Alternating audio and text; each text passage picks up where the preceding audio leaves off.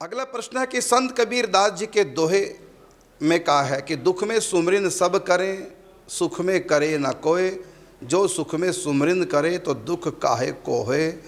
इसका क्या अर्थ है? इसका अर्थ है कि जब भी हमारे ऊपर कोई दुख तकलीफ विशेष पड़ता है तो हम बड़े मनोयोग से भगवान से जुड़ जाते हैं। हे प्रभु, अब आपके सिवा हमारा कोई नहीं है। आंखों में आंसू, उन्हीं का चिंतन, मन वहीं रहेगा, सब जगह से मन हट जाएगा। अब कोई आशा किसी से नहीं, सबके हाथ खड़े, अब तो भगवान आपके सिवा अब हमारा कोई नहीं। तो उस दुख में जिस ढंग से हम जुड़ते हैं मनोयोग से, सुख में हम वैसा जुड़ नहीं पाते। आपने स्वयं भी अनुभव किया होगा, आप प्रतिदिन मंदिर जाते हैं, ठीक है, रूटीन बना हुआ है, एक क्रिया मात्र हो जाती है, भाव तो कम लग पाता है क्योंकि सुख बहुत है, भगवान की अभी जरूरत भी नहीं है, मौत भी अभी बड़ी दूर है, ऐसा सोचते हैं भी भगवान की अभी तो जरूरत तो नहीं, लेकिन फिर भी हम भगत हैं, हर रोज मंदिर में तो आना चाहिए, सोच के आ जाते हैं, लेकिन दिल नहीं जुड़ता। लेकिन जिस दिन विशेष विपत्ति का दिन हो, उस दिन तो विशेष जुड़ेंगे भगवान से।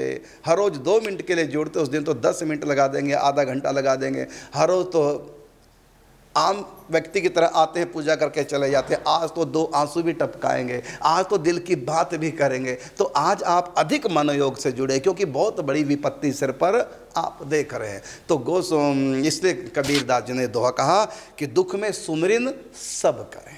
यहाँ सुमरिन का अर्थ है जितने मनोयोग से सुमरिन हम दुख की घड़ी में करते हैं। हाँ, यदि दुख लंबा हो जाए ना, फिर गड़बड़ हो जाता है।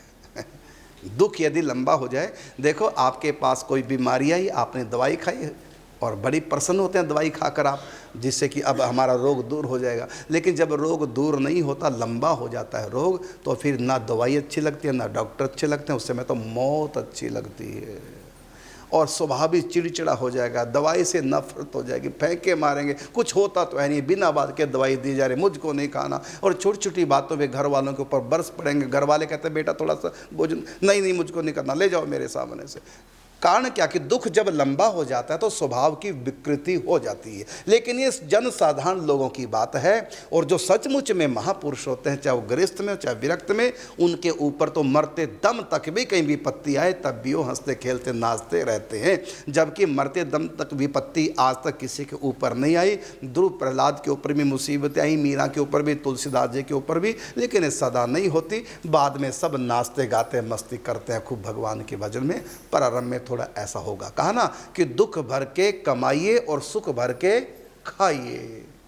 तो दुख भर के कमाना होगा तभी तो सुख भर के खाएंगे। पसीना बहा करके यदि कमाएंगे तो एसी में बैठकर पसीना भी सुखाएंगे। यदि पसीना बहा कर नहीं कमाएंगे तो एसी भी खरीद नहीं पाएंगे। तो दुख भर के कमाइए और सुख भर के खाइए। तो दुख तकलीफें होती हैं, सबके जीवन में होती है, लेकिन अधिकतर नियम यही है कि दुख में सुमिरन सब करे और सुख में करे न कोई। जो सुख में सुमिरन करे तो दुख काहे को होए।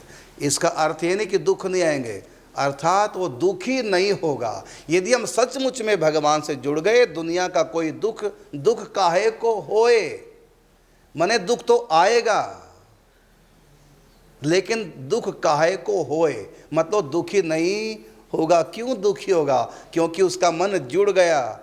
जैसे यदि आप एसी रूम में बैठे हैं, एसी से जुड़े हैं, तो बाहर कितनी भी गर्म हवाएं क्यों ना हो, तो गर्मी काहे की होए है ना। तो गर्मी तो आएगी लेकिन फिर भी गर्मी सताएगी नहीं। इसी प्रकार भक्त जो जुड़ गए भगवान से, दुख उनके ऊपर आएगा लेकिन दुख सताएगा नहीं। जैसे मीरा के सामने जहर आया लेकिन मार नहीं सका, प्रहलाद के जीवन में आग आई लेकिन जला नहीं पाए। दुख तो आएंगे लेकिन उन दुखों में भी हम नाचेंगे क्योंकि हम जिनके हो गए हैं। वो जो सुख है उसकी आगे तो कहा कि दुख में सुमिरन सब करे, सुख में करे न कोई। जो सुख में सुमिरन करे तो दुख काहे कोय। तो मीरा जब राजकुमारी थी तब भी सुमिरन चिंतन मनोयोग से संसार के सुखों से मन हटा के चिंतन करती थी। जब सुख उसको डिस्टर्ब नहीं कर सके तो दुख भी डिस्टर्ब नहीं कर सकते। दुख उसी को डिस्टर्ब करते हैं जिसको सुखों का लोभ हो। और जब अब देखिए आप, चींटी भूखी ढूंढ रही है कुछ मिल जाए, और आपने क्या किया, चावल के छोटे छोटे किनके दाने उसके सामने फेंक दिए, तो चींटी क्या करेगी, उसको खाएगी, उठाएगी, बच्चों के पास भी ले जाएगी।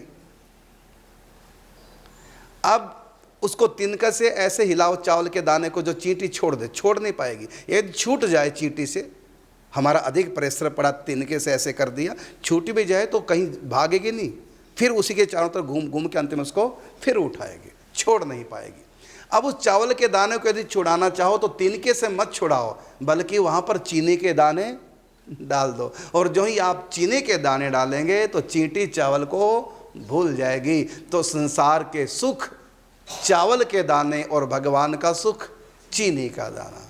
तो जब हम भगवान से जुड़ गए, जब चींटी चीनी से जुड़ गई, तो चावल प्रभावशाली नहीं रहेंगे। इसी प्रकार कि सुख में दुख में सुमिरन सब करे, सुख में करे न कोय, जो सुख में सुमिरन करें तो दुख काहे को हो। यदि हम जुड़ जाएं सुख में भगवान से, तो भगवान चीनी का दाना है, तो चीनी का दाना जब हमको मिलेगा तो संसार चावल का दाना हमको प्रभावित तो नहीं कर सकता। इसलिए कहा ना कि रग रग में मेरा श्याम इस कदर बस गया, दुख भी दुखी हो गया कि मैं कहाँ फंस गया। वो प्रभाव नहीं डाल पाएगा। दुख तो आएगा भगत के जीवन में, मीरा के जीवन में कोई कम अपमान नहीं आया, लेकिन तब भी पग घुंघरू बांध मीरा नाच। ये हो जाता है कि दुख रग रग में मेरा श्याम इस कदर बस गया, दुख भी दुखी हो गया, मैं कहाँ फंस गया। हर बार सुख के, एक बार सुख के रूप में भरमाने आ गया, एक बार हंसाकर जीवन भर रुलाने आ गया, लेकिन मस्ती ना मेरी कम हुई, चाहे दुख डस गया, दुख भी दुखी हो गया, मैं कहाँ खो गया। जब भी कभी रुलाने को दुख आया सामने, झट आ गए घनश्याम लगे मुझको थामने। ऐसा है मेरा श्याम सारे दुख को ग्रस गया, दुख भी दुखी हो गया कि मैं कहाँ फंस गया। हर बार नए रूप में दुख आया मेरे पास, हर बार नए नए रूप में दुख आया मेरे पास, लेकिन मेरी खुशी को देखकर दुख हो गया उदास। हर बार दुख को देखकर मैं यूं ही हंस गया, दुख भी दुखी हो गया, मैं कहाँ फंस गया। जिस बाजार में बाप की गोदी में बैठा बच्चा या बाप की उंगली पकड़ के बच्चा घूम रहा है और बड़ा आनंद ले रहा है, वही बाजार बच्चे को दुखदाई हो जाएगा। कब? जब बाप की उंगली छूट जाएगी, तब जब वो खो जाएगा, तब अब बाजार उसको खाने को दौड़ेगा, वही बाजार उसको रुलाएगा। जो बाजार उसको हंसा रहा था, बाप की उंगली पकड़ी और जो ही उंगली छूट गई, और यही बाजार उसको अब रुलाएगा। अब उसको बाजार दिखाई नहीं देगा, वो बाजार में ढूंढ रहा है उसको जिसकी उंगली छूट गई है। तो ये संसार हमको लगता है सचमुच में ना यहाँ सुख की कोई कीमत, ना यहाँ दुख की कोई कीमत। ये सुख दुख तो तब हमको प्रभावित करते हैं जब भगवान की उंगली ना पकड़ी हो। ये चावल का दाना का मिलना और चावल के दाने का बिछुड़ना, ये चींटी के लिए दोनों सुख और दुख है। चावल का दाना मिल गया तो सुख, और बिछुड़ गया तो दुख। लेकिन जब चीनी के दाने उसको मिल गए, अब चावल मिले कोई खुशी नहीं, और चावल छूट गया तो कोई दुख नहीं। तो ये संसार चावल का दाना है, और भगवान की भक्ति रस आनंद वो चीनी के दाने का समान है। इसलिए हम चावलों के पीछे ना भागे। ठीक है, जब तक चीनी का दाना नहीं मिला चावल से गुजारा करो, लेकिन खोज फिर भी मुख में चावल दबाए खोज करो चीनी की। अर्थात संसार के सुख दुखों के थपेड़े खाते हुए ढूंढो अपने प्रभु को। कैसे ढूंढना है? राम नाम जाप कर, भूल के ना पाप कर। बस यही है उनको ढूंढना।